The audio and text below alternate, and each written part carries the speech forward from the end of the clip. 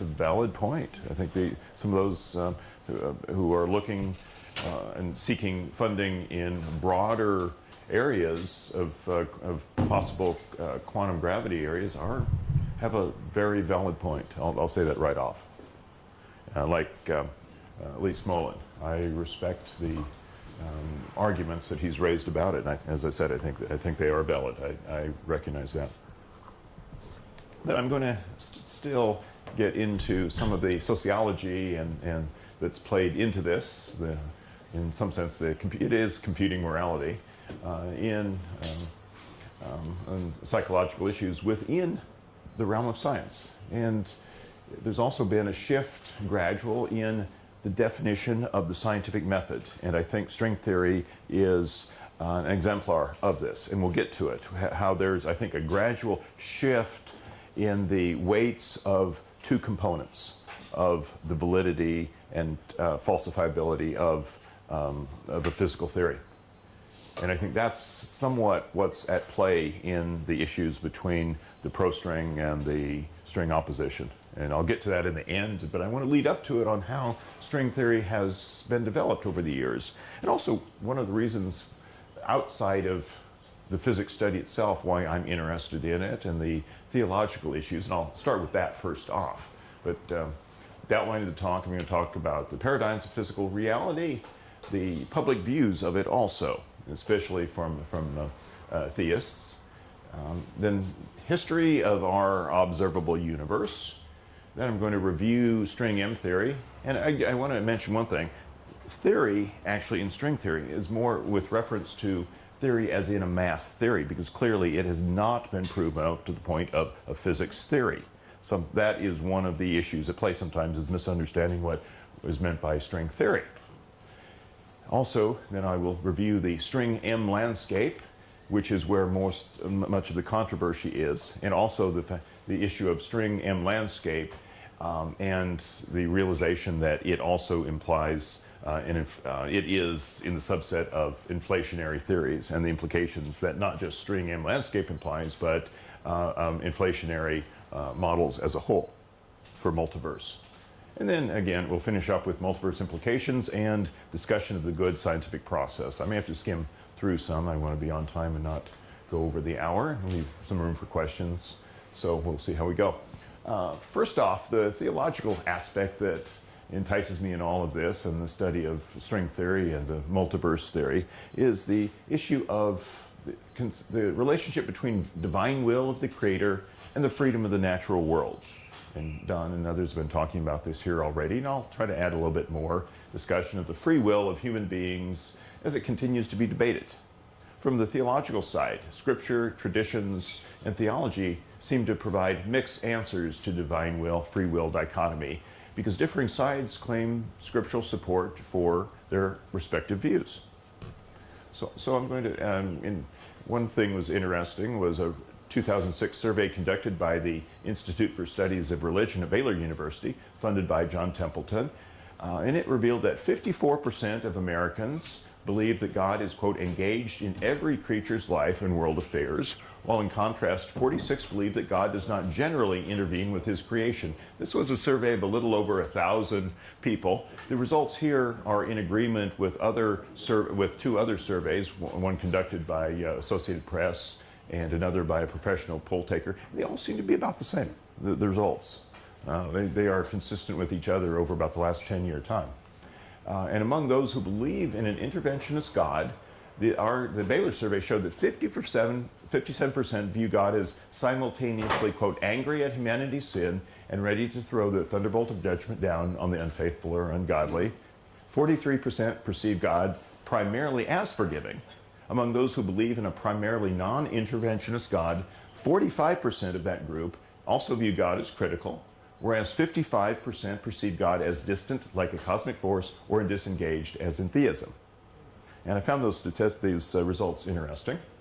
And some people's views may in fact overlap prior categories. They believe in God who acts primarily within creation, while carrying out his will purely, or at least primarily, through processes obeying the physical laws of the universe. And this is an issue that we've already been talking about, so I thought it would be interesting to bring it up in reference to the statistics on this, that the Baylor survey. What's that? That's my view. Yes, yeah, I think we would. And also, God is then understood as, in this sense, as primary cause, while the physical laws are deemed secondary cause. And I'll use some of these terms later on too. That then God, transcendent to space-time, is understood to provide room for himself or herself to act in our universe, his immanence, within the uncertainties of quantum mechanics and at a more classical level through chaos theory, according to the physical laws beyond ours. This would bring up some issues that others have been mentioning. Ian Barber and John Polkinghorne are examples of the proponents of this view. Another related example or associated is Bob Russell of the CTNS, and I've been a member of his research group on this with Templeton funding. The proposal for what he terms, for his interpretation of divine action that he calls and is labeled non-interventionist objective divine action, or NIOTA as acronym, Proposal for Divine Action. And from studies of the natural world, I believe that we can gain further knowledge about the processes through which the transcendent God acts with and within creation. And I will call this not natural theology, but a theology of nature. Scientific knowledge can contribute significantly to deeper theological understandings of God's interactions. Perception of the nature and modes of God's transcendent interaction with and within creation has advanced significantly over the last few millennia through growing understanding of the natural world. Significant steps in theological aspects are often correlated with paradigm shifts in our understanding of the physical world. And the longer humanity has observed and contemplated the physical realm, the more grandeur we've seen, we've understood the physical realm to have and to be. In a broad brush stroke sense, I believe our vision of the world has passed through 5 paradigms, each paradigm presenting a larger vision of reality and a more profound revelation of God's creative nature. The first, I would say, is, I would define as I call all of these bicentric paradigms, but I'd call the first as the regional centric paradigm, about 1500 BCE to about 300 BCE.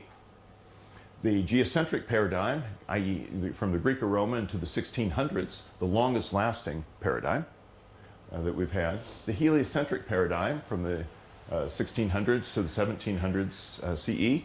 The called the galactocentric paradigm, 1800s to 1920s CE. And perhaps one of the shortest, and we see each stage has grown shorter and shorter as science, the understanding of the physical world advances to what we are currently in the universe-centric picture from the 1920s until I'd say it's really only lasting until the 21st century now, when I think we are actually as we study this science of the observable region of our universe that now, as we know, contains about over 1 trillion galaxies, up to about 1 trillion stars per galaxy, 13.8 billion years old, which corresponds to about over 14 billion light years in diameter, about 10 to the 23 miles. We want to talk about big data. There's a lot of big data in this universe. And we're studying it to try to see what's the next step. Is there one? And I think logically we all should agree that there is. First, all we see is the observable region of the universe. There's nothing that says, and I did not try to imply this here, that there are boundaries. We should be able to pass, if we could move from where we are, halt the universe from expanding, move to the edge, what's an observable edge based on our location, we could go on past it. I don't think we'd see much change. I don't think we'd see any change at all. The question becomes, how larger is the universe outside the observable? And that gets into the classifications of multiverses, as Max Tegmark defined them, which we'll get to that in a few minutes. We'll see that our universe will actually be defined, given that it is vast in size and or infinite, a type 1 multiverse. Same physical laws throughout a given region, directly connected, but same physical laws. And we'll see that there are other options too for multiverses. And I think where we are now, from the science that we'll review over the next few minutes, is strongly suggesting that we may be near a paradigm shift into what I'll call the multiverse-centric picture of the universe from the 21st century on. Yes? A quick question before we go, because this is lovely. But the issue of a law so do you think laws are causes, or do laws describe things that are causes? Yes and yes. I think they are I think these physical laws are just that. They are the laws that God has set into each universe, and I think we will describe them. We can derive them from a meta law, as I'll refer to it, like string theory. And yes, they are laws that set the boundaries of what can happen other than God interfering through a miracle. And I will allow that as the exception. In the sense of being a suspension of physical law. I would define a miracle as that, other than there are two types of miracles: those that are consistent with the physical laws that have to do with the miraculous coincidence of timing, and those that would be in violation of physical laws. And I think we see from things like string theory that physical laws are the physical laws. But it's a law that brings something about, is it? Or is it something that's describable by a law that brings something about? The physical laws bring things about. I would say they are set. When you have a meta law like string theory, the laws that are applied to our physical universe are set. They cannot be violated. But if we go outside of our universe, we would encounter another universe with drastically different physical laws that still obey the same underlying meta law of string theory. And that's what actually defines a level 2 multiverse. Are you using the definition of multiverse that is simply a suite of different universes that exist for different periods of time that have different starting parameters, or the quantum mechanics where the universe is constantly splitting? There's 4 different levels of multiverse as currently defined, as accepted. These were the standard definitions that Max Tegmark set, and they have been the conventional language used. What you have said are 2 or 3 different types of multiverses. I'm going to discuss level 1, level 2, level 3, and level 4.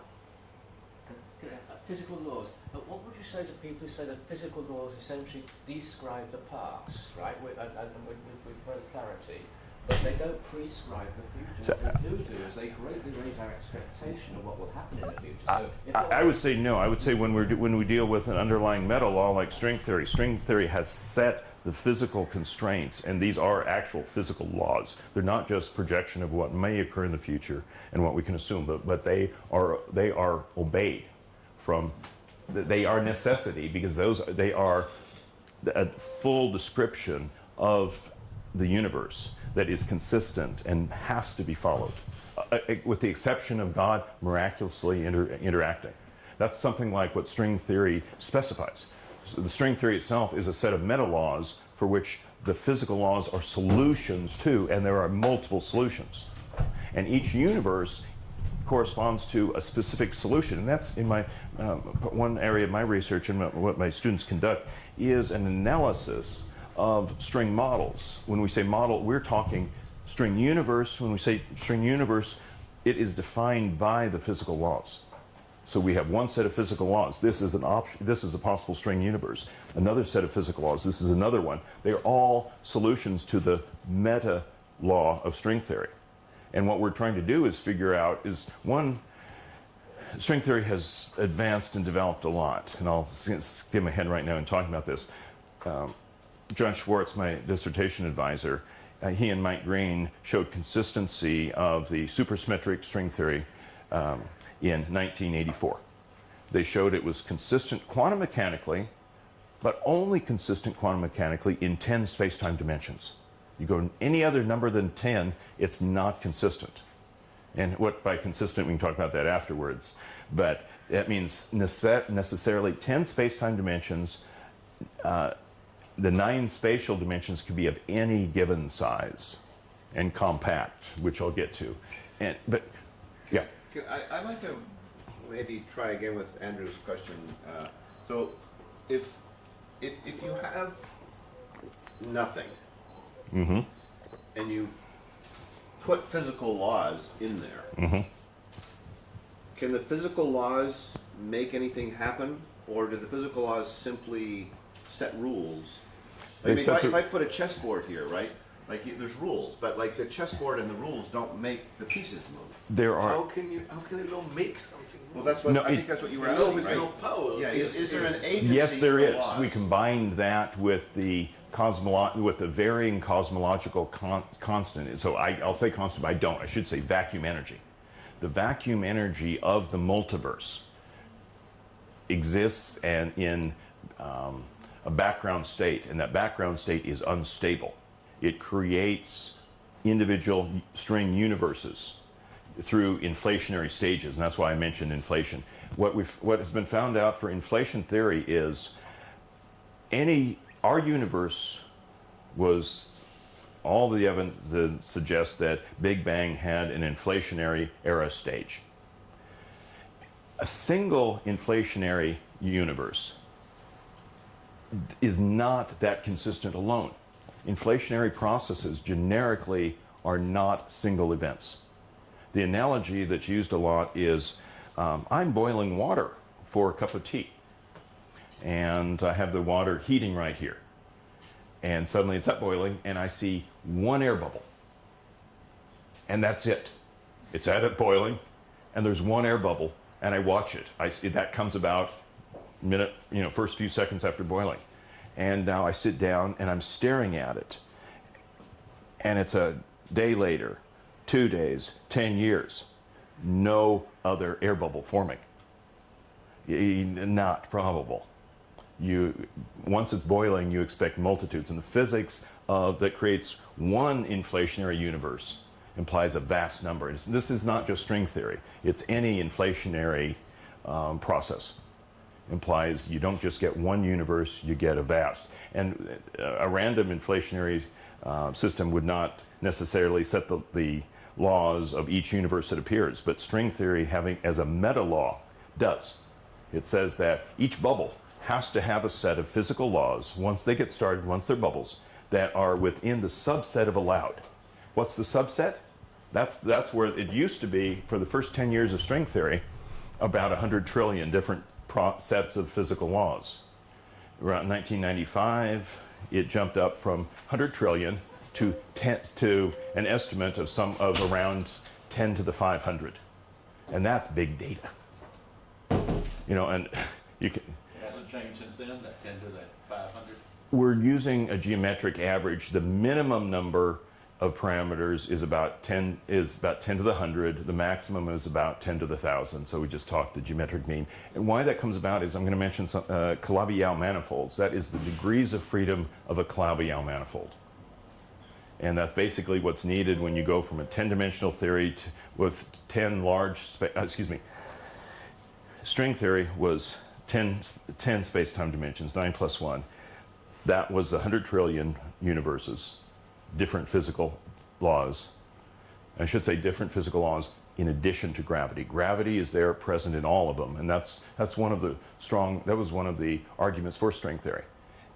Gravity has to be there. Every universe has gravity, and then it also coincidentally said that, hey, there's not 9 large spatial directions.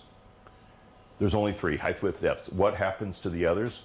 If string theory is true, again, I acknowledge this assumption, if string theory is true as an axiom, then all the rest of the extra spatial dimensions have to be compact and non-detectable. You get compact directions. What's that imply? That actually implies the necessity, the presence of other non-gravitational forces. So if you have compact directions, you have non-gravitational forces, and the actual forces that you have are a geometric and topological effect of the shape of the compact dimensions.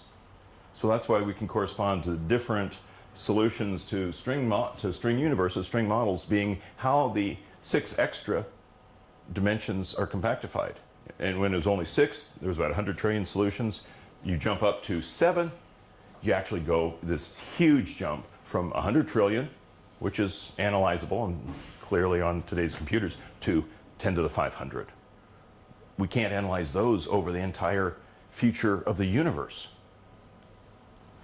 So it's become big data, and it means big data trying to verify that our universe is part of it ends up being a probabilistic search.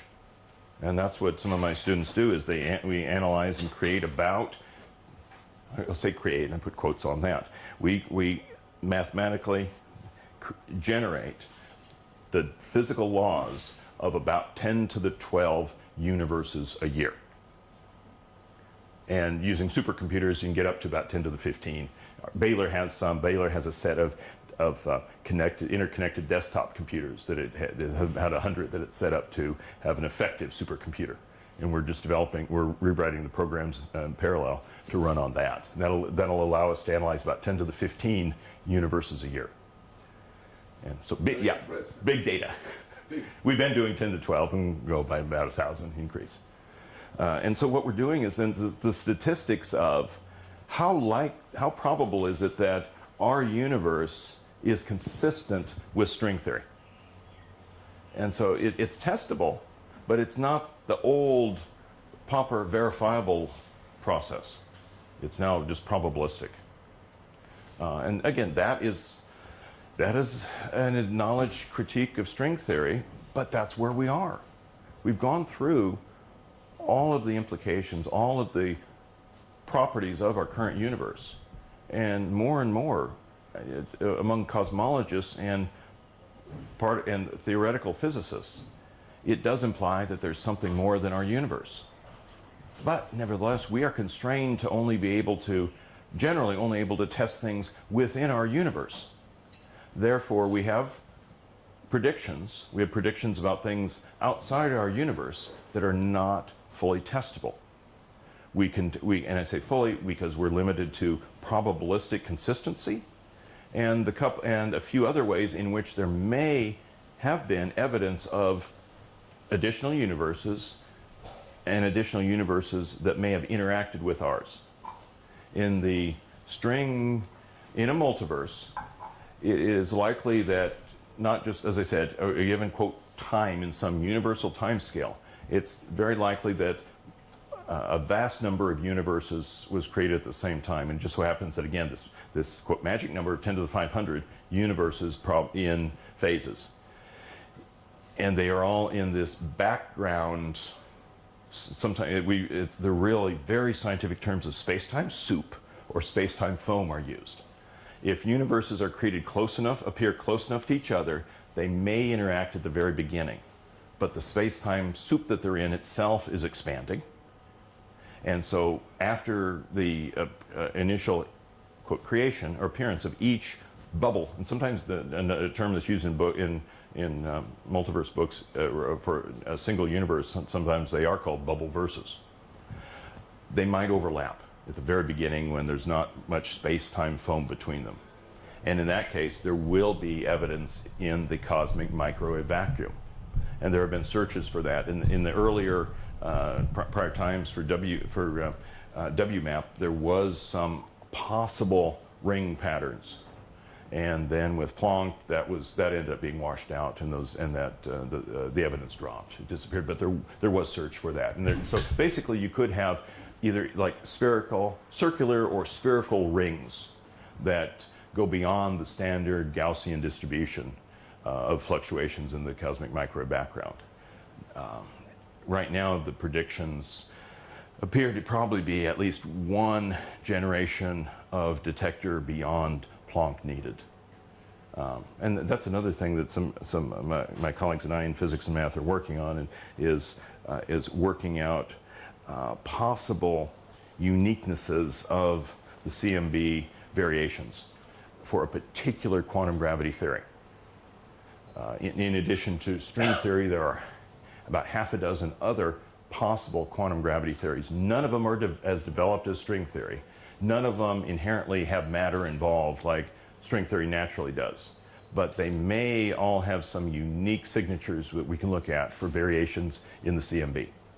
But it's probably going to be so fine-tuned, I shouldn't say fine-tuned, it's so much smaller than the typical 1 part in 10 to the 500 variation that even WMAP may not be able.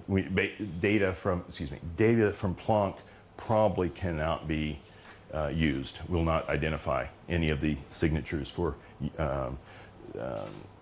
universe collisions with ours. maybe it's probably at least 1 to 2 generations beyond Planck for that. So I've skipped ahead with some of the things I was going to say. It's probably good time-wise, but I'll go through some of the things. This is basically how we picture, in the limited mind that we can, a multiverse and the creation of different universes in it. You have this huge space-time foam. Wait, what's that? Oh, that's amazing. Okay. Yeah. So each of these simulates, represents a different bubbleverse forming. And what happens to a universe, we don't know. There are some initial conditions. What is its own cosmological constant? I should not say that. What is its vacuum energy? I.e. cosmological constant? Yes, but they're not constants. So, I mean, and they're varying between each. Yeah, they're constant for each universe. It's a different sort of cosmology. And where does it from come the from? observed, Like energy. we know, we really don't know. We don't know in ours either. We know it exists, we know the value, but as I'll get to, the actual value that we have for our cosmological constant vacuum energy is the largest inconsistency between theory and experiment that ever exists. The disagreement between the theoretical predicted value and the actual physical value is off by 1 in 10 to the 120. If we don't assume supersymmetry, if we assume supersymmetry and broken at near the 100 GeV scale, it reduces to a very small 1 in 10 to the 60 disagreement. But what are this? Okay, but It is. We don't know. That's the dark, it's also known as dark energy. We have a nice term for it. We know the numeric value, but we don't have a rational explanation for it, except we do in string theory, or a quantum gravity theory like string does provide some explanation for it, and I'll get to The that. number of exponents that you're off by is kind of profound. Yes, it is. Just going to point that out there. Oh, I agree. But we knew, and one of the things was, if the highest cosmological constant is assigned a numeric value of 1, Steven Weinberg showed back in the mid-1980s that anything larger than a value of 10 to the minus 119 expands too fast, has too great an acceleration early on for galaxies ever to form. And so it was assumed that, okay, physically we know it cannot be larger than 10 to the minus 119. Let's assume that it's the nice number 0. If it's so small that it's not greater than 10 to the minus 119, it was assumed to be 0. Nope. That was the late 1990s, 1997 showed that it exists, the universe is accelerating. The value happens to be a mere factor of 10 lower than the maximum. It's 1 part in 10 to the minus 120. 10 to the minus 120. In terms of random distributions, if the cosmological constant was randomly distributed and we exist, then we have to impose the constraint of it can't be larger than 10 to the minus 119, but it's more likely to be larger than smaller. Yeah, we're within 10 of that. It's 10 to the minus 120. That also ends up being the same scale as the matter energy density 2. And it also happens that, as we'll get to, the 2 types of matter plus vacuum energy, cosmological constant, add up to the critical value for an exactly flat space-time universe too. And if we normalize things to 1, those things, it has the right value to get exactly flat space-time. It's fine-tuning to the critical value to this, so it's fine-tuned to 1 part in 10 to the 120 or 10 to the 60 if you take Susie. And the overall reason I'm getting into this is everything that I've been implying, that this picture that's coming out of string theory or any other consistent inflationary model that predicts a multiverse-centric paradigm beyond our universe-centric has deep scientific, philosophical, and theological implications.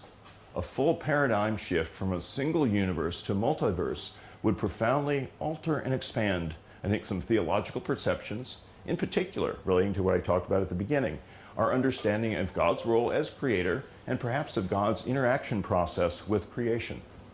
The specific form of a multiverse, if determined, could also have profound implications regarding the nature of God. Not the omniscient, the standard nature that we give God, but I think some specific with regard to, I should say maybe not the nature of God, but the methods of God. So I realize I should have said that. Also could have profound implications regarding the methods of God, interacting, for creation and interacting with creatures. Those appeared doubled twice, I didn't need it. How has all of this come about? How are we at the stage of suggesting maybe multiverse? That's because just over the last century, the history of the universe has become well understood back to a fraction of a second after Big Bang explosion, actually much sooner, as I'll show in the next one, and to a large scale and a small scale. Big Bang expansion, we know the history. This is even outdated when this was made. The Big Bang expansion, we know to within a couple percent that the age of the universe itself is 13.8 plus or minus 1% in billions of years. We know the very beginning too. We know in Genesis from the beginning, and God said, let there be light. We know when it was. We know how it came about. We know actually when the first visible light showed, and that is the afterglow of what's now the CMB, when photons were freed, when the ionized nuclei and the ionized electrons formed stable atoms, and photons were freed. Before the CMB, photons could traverse no more than a few millimeters without being stuck again and captured. After the CMB, after the stage of 400,000 years when atoms formed, light was freed, and there was light. We can go back, and from then on, the whole process is pretty stable and very well understood. We go backwards. We understand things very well. Short history of the universe. Things in green and blue are for emphasis, and we know, except for possibility of supersymmetry breaking, whether it exists or not. The things we have in question, what we don't know, we basically start, we can go back in time to the time of about 10 to the minus 36 seconds after the creation of the universe. Yes? So that's another philosophical question. So how do you measure time? Or what is the meaning of time when you lose all clocks? Because the problem I always have is as you go back towards the Planck epoch, all your clocks are taken away. So and the clock requires something that's changing and something that's unchanging. So what is changing relative to what? We can correlate time also with the distance scale of the observable universe, okay. And we can also relate it to temperature. And we know that time and radial scale of the observable universe are inversely proportional to each other. T goes as 1 over r. And temperature also goes it decreases as 1 over t. So yeah, we can look at this and we can see time, energy density. When you get close to the Planck scale, what do you do? Yeah, but I'm saying, yeah, it is questionable. And there may be a shift. There could easily be a shift to call time 0, what we call 10 to the minus 40th of it. In your multiverse picture, do you ever approach the time? Yes. And there are models now, and I'm going to actually show, I was going to put it on here, but there are models that show that things are symmetric. And it doesn't reach a singularity, but it reaches Planck scale and then starts expanding more as we go backward in time. It just reaches Planck scale. It reaches Planck scale. Is there a bounce or something? There is a bounce, and this comes about from loop quantum gravity. There's a paper they were working out well. So are you allowed to quote loop quantum gravity? Oh yeah, as I said, I disagree with the people who are focusing purely on strings. The crucial question there was, is loop quantum gravity consistent with string theory? Possibly. There is another approach was called Causal Dynamical Triangulation. It is purely computational, and they've shown equivalences of some loop quantum gravity and string. And so We don't know about the bounce problem. The bounce, I mean, there are strings that also have bounce. In strings, there's always, in string theory, there's always a minimum Planck scale size. Strings has no singularity. Even black holes have no singularity. They don't exist in strings. Yeah. That's one more question. See, in our modern civilization, everything runs on clocks. Now, and we've got the atomic clock. We now define space in terms of time. Mm-hmm. Because time still requires a clock. And this will touch on the crucialization of string theory, because string theory is, if I understand correctly, is still with respect to a background, space Yes. and time, Mm-hmm. which is one of the problems, because Some of these others don't, though. Causal dynamical triangulation is background free. okay. And that's the important point, is there's more than one form of string theory, and currently we don't have an experimental way to differentiate between them to figure out what's true. Not true. That was the difference between string theory and M theory. In string theory, there used to be 5 distinct models. In M theory, they are all combined. There is only one 11-dimensional M theory background. All 5 of the classical solutions of string theory can be reached, and we also show that all of the solutions, i.e. universes, from one string of the old string theories can be re-expressed in any of the other 5. The analogy that's used now is each of the 5 original string theories are like a single book written in 5 different languages, and I have it up on here. If you don't know the 5 languages, they look like 5 different theories. And these are 5 different mathematical languages. Suddenly you can read 5, and I'll give the example up here coming up. If you are a polylinguist and know all 5, you realize it's actually the same theory. And that was what led to the jump from 9 plus 1 dimensions to the requirement of 10 plus 1.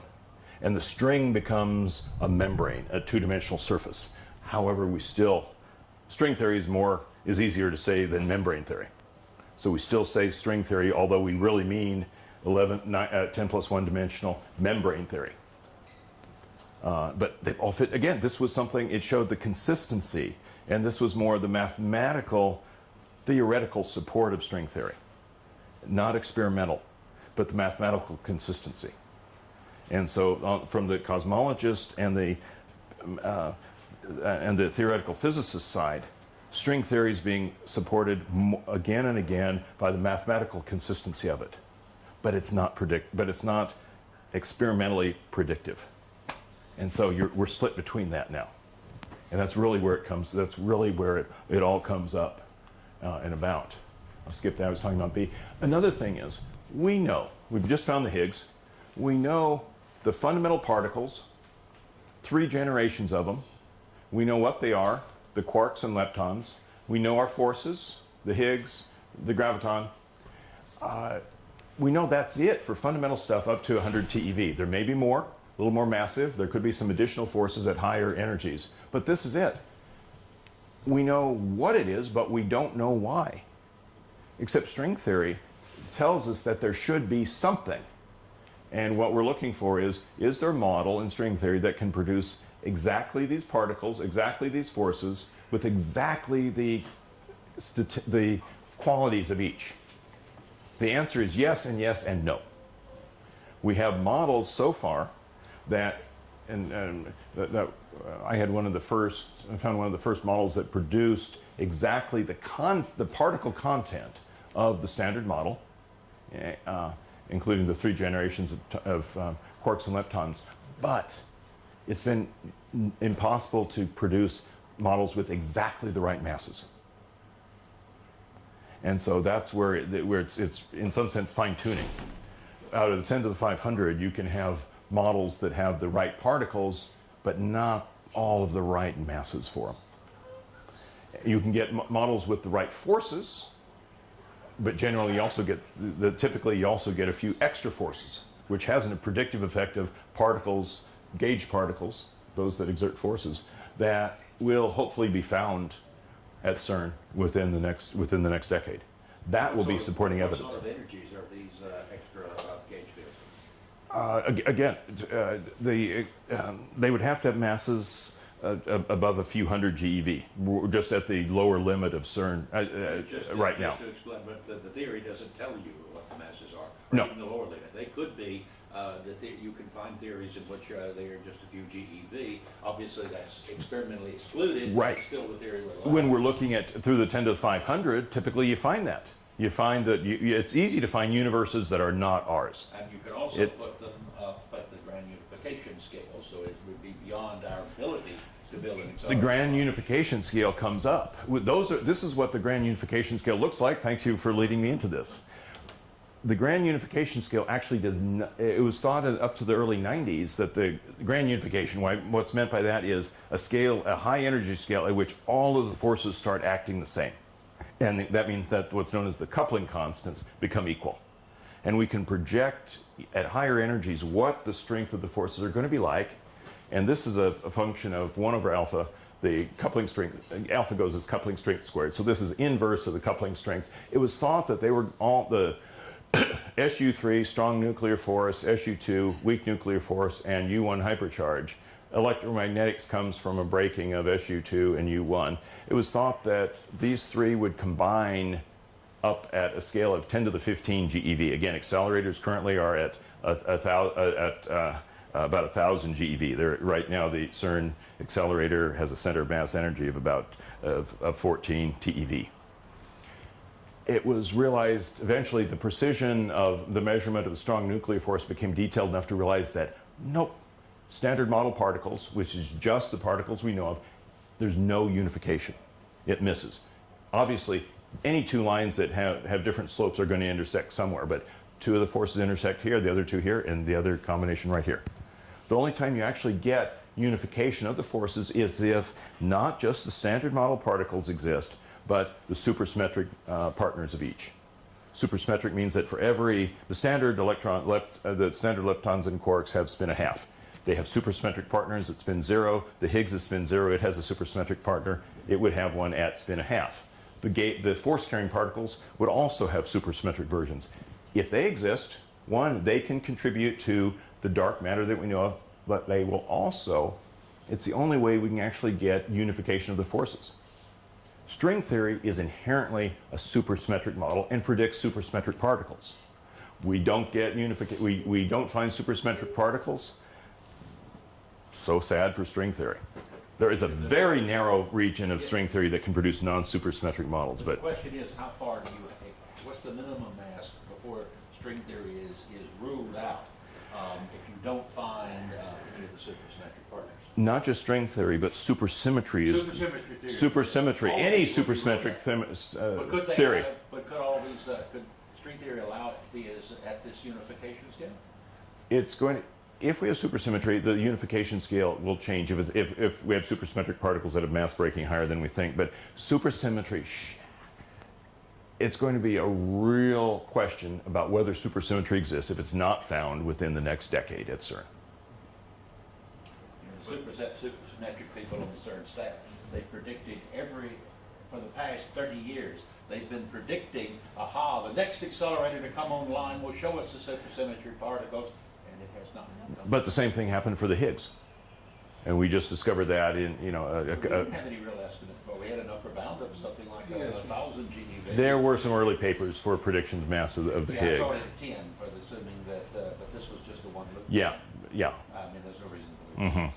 But again, it really. But if the supersymmetry is broken much higher, let's see, I mean, you could still have that, but then something wouldn't be solved. The Higgs relates to it. The Higgs, electroweak symmetry breaking, in most all theories of supersymmetry breaking, the scales of the Higgs mass and supersymmetry breaking are correlated.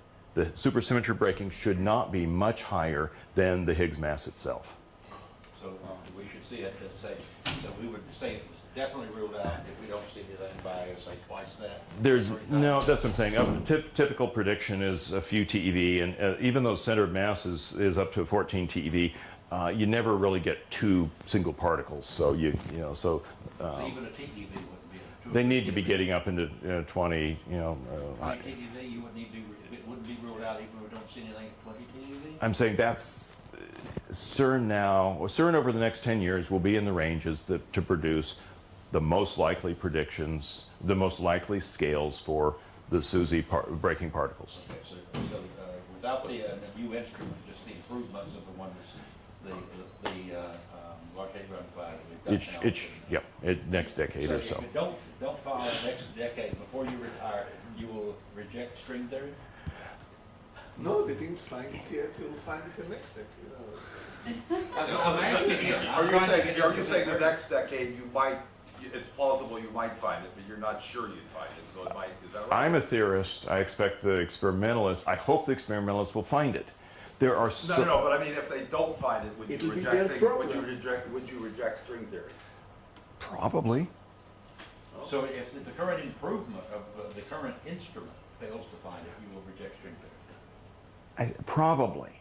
There are some windows, there are some string models that predict, that have weird effects that predict, that uncouple the SUSY breaking scale and the Higgs scale. You know, Fred Hoyle never gave up on steady state. He says this theory that you're presenting is the true steady state theory. Yeah, but that's, again, there's these, if we go with simply high probability, I would drop it. But I'm interested in other things too. Like I said, we've been looking at loop quantum gravity and other things and seeing some connections. So the only thing is, strings give us predictions about matter particles. The other ones don't.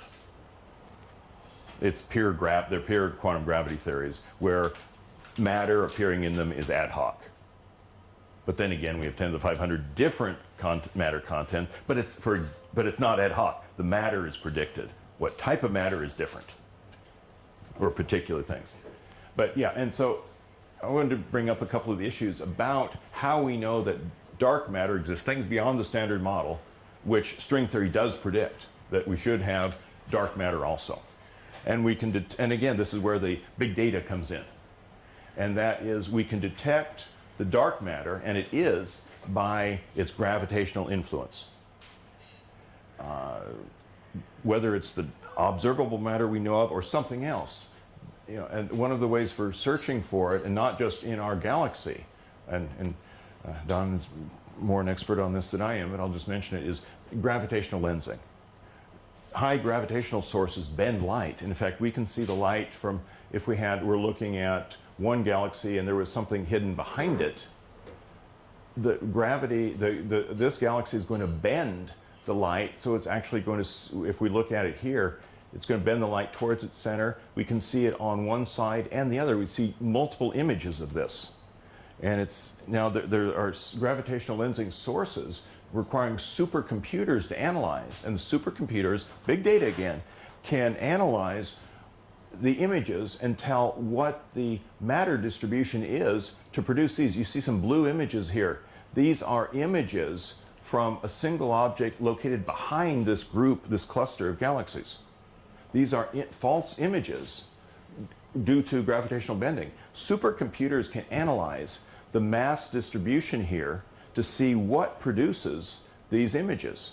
And we have the observable matter, and then you take a look at it. This is the matter distribution here, and the density, it's the position versus mass density.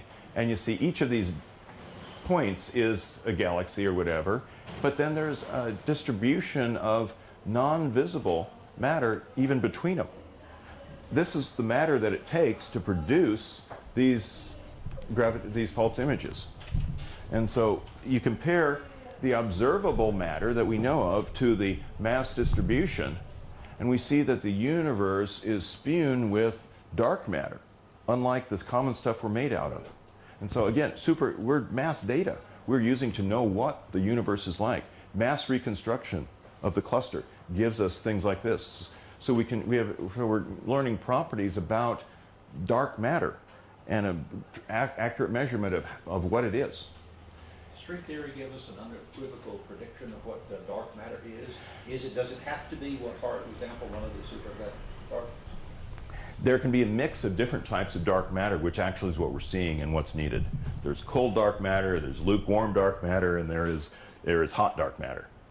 The hot stuff, basically hot means it's low mass, high energy, traveling near speed. I thought the Leibniz idiom was completely, Joe was implying that. It's perfectly good for all opposites. No, the further the cold dark matter works best for stabilizing individual galaxies. There needs to be some admixture of lukewarm or hot dark matter for the keep galactic structures and the large filaments, from what I've read.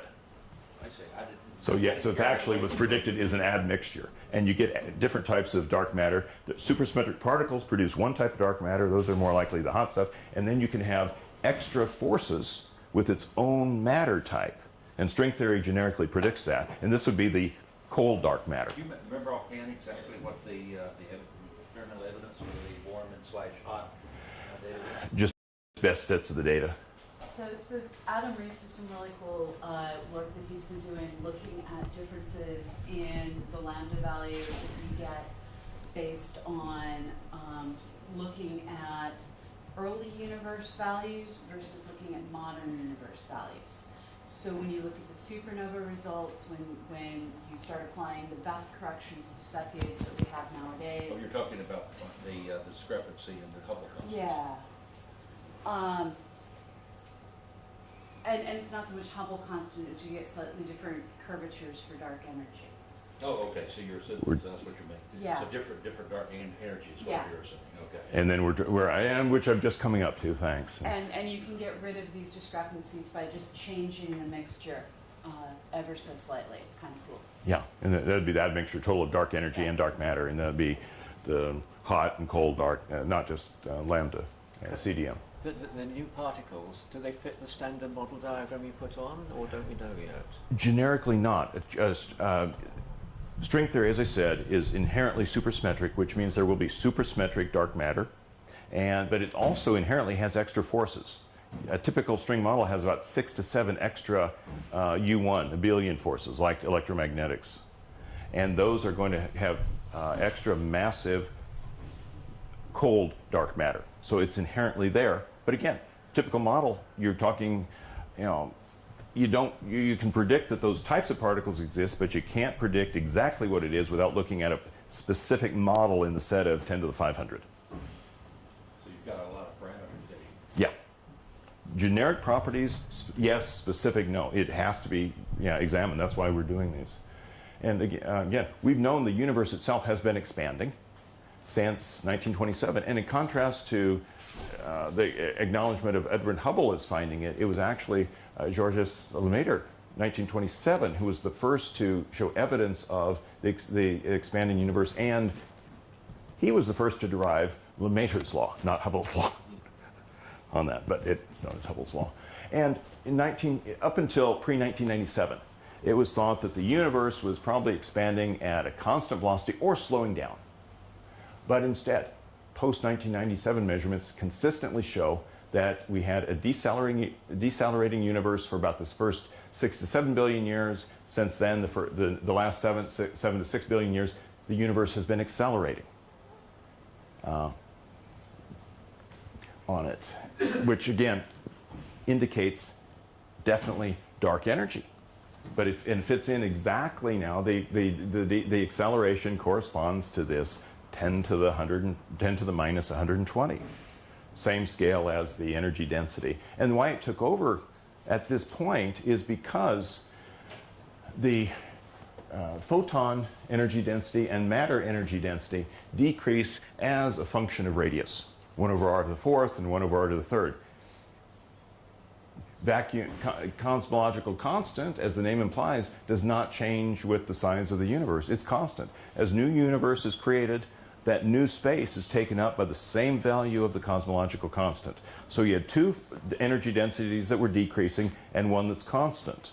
And with the values that they are, it's consistent in showing that dark energy became the dominant energy density 6 to 7 billion years ago. That's why it took over, and it predicts expansion. The physics change according to the contributions from the dominant energy, and that's why it started accelerating then. Dark energy took over. The laws didn't change, but that became the dominant term in the expansion. But you don't know the laws of dark energy. We do. Oh, we know the law as a source of dark energy. We don't know exactly what's creating it. Okay, but you know how dark energy behaves. We know how, yes, we know how it behaves, but we don't know what it is. We're at the Kepler's laws stage and not at the Newton laws stage. Okay. We know it as a function of laws that exist, that are only as a function of those laws. But We don't know what it is. That's why I say more- dark A energy. more skeptical way to put it is, because our laws don't work in certain ways, we put dark matter in to plug the hole that would otherwise exist in our laws. We're Yeah. dark For energy. example, Dark can- matter's stuff. Dark energy, yes. Can you predict the rate of expansion that can be checked? Yes, and that it, based on the best fit of the, Can you predict it rather than fit it? no, you can fit it, and there's actually inconsistency now that has just passed above 3 sigma between the measurements, the projections of the acceleration early on versus now.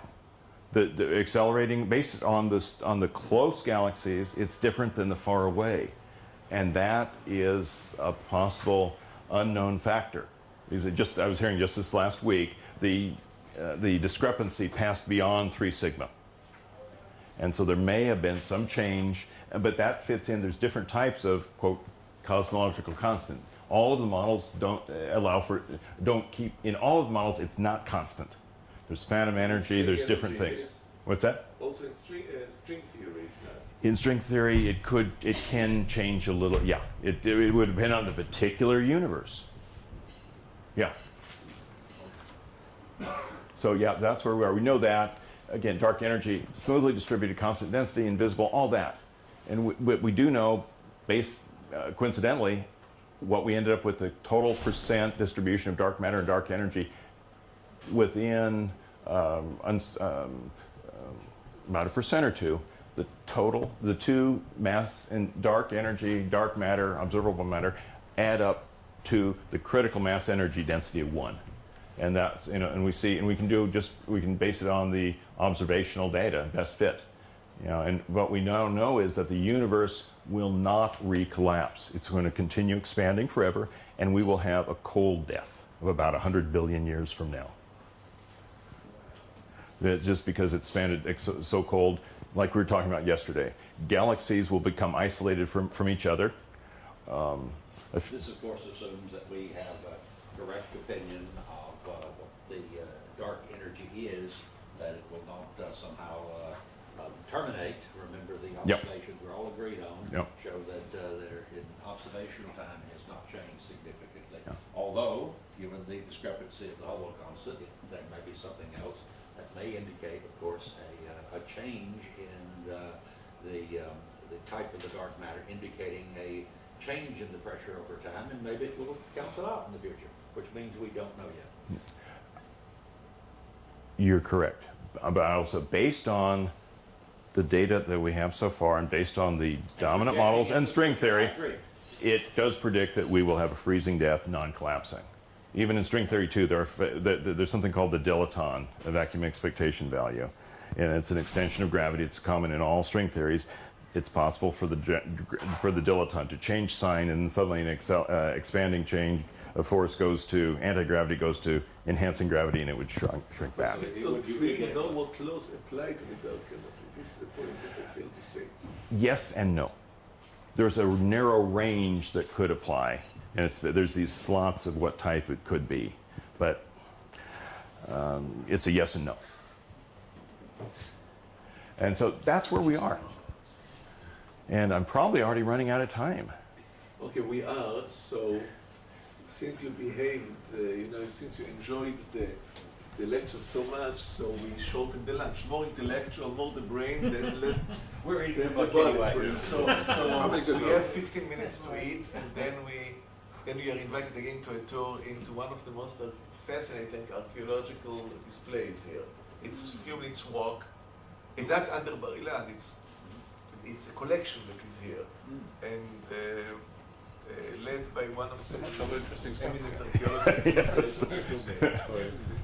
So you can do whatever you want. You can talk. You can eat lunch. Whatever you do, you have 15 minutes.